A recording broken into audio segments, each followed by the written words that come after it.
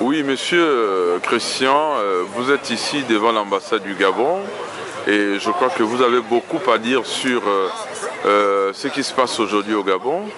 Et dites-nous quelque chose.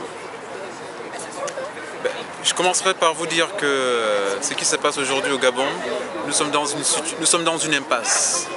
Et c'est une impasse que j'avais déjà dénoncée dès le départ. Vous savez, dans la vie, il faut parfois savoir prendre le temps de bien faire les choses. Il se trouve que l'élection anticipée a été faite de façon très précipitée. Cette élection-là était une élection d'avance contestée. Pour cette raison, je pense que j'étais aussi parmi ceux-là qui avaient demandé à ce que l'on prenne le temps de remettre le fichier électoral à plat. Ceci n'a jamais été fait, malheureusement, et nous sommes dans une situation où tous les leaders savaient très bien, en effet, où on allait en venir.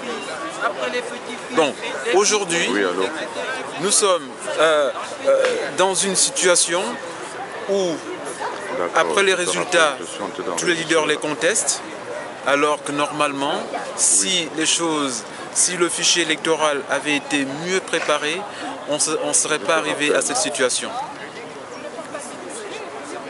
Alors, vous êtes un acteur politique et je crois que vous avez engagé plusieurs actions avant le 30 août avec toute la diaspora. Et quelles sont alors les idées et les actions que vous comptez mener dans l'avenir par rapport au constat actuel? Les actions, elles sont nombreuses.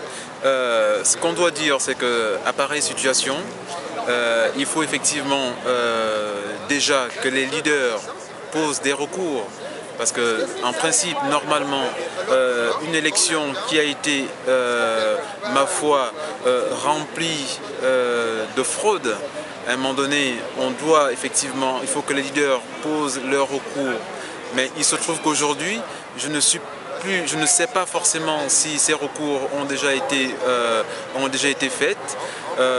Mais par contre, ce que moi, enfin, du moins au niveau de la diaspora gabonaise, ce qu'on compte faire, c'est déjà les actions qu'on a entamées depuis quelque temps. C'est déjà effectivement venir ici à l'ambassade du Gabon, devant les autorités françaises, montrer effectivement notre sentiment, donner notre avis sur ces élections, car une chose est sûre, c'est que tous les compatriotes qui sont ici présents nous soutenir, nous parlons tous la même langue, nous disons tous la même chose, et ce que nous disons, c'est que l'élection n'a pas été respectée, elle n'a pas été faite dans la transparence. Les Gabonais aujourd'hui ont vraiment tiré une sonnette d'alarme en disant clairement qu'ils avaient besoin de changement.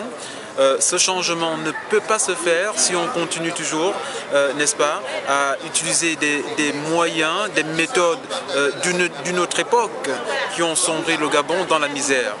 Je dois vous dire à propos qu'il est inconcevable, du moins pour ma part, d'accepter qu'un pays avec un PIB par habitant qui est aussi élevé que le nôtre, il n'est donc pas acceptable que les Gabonais puissent dans la misère.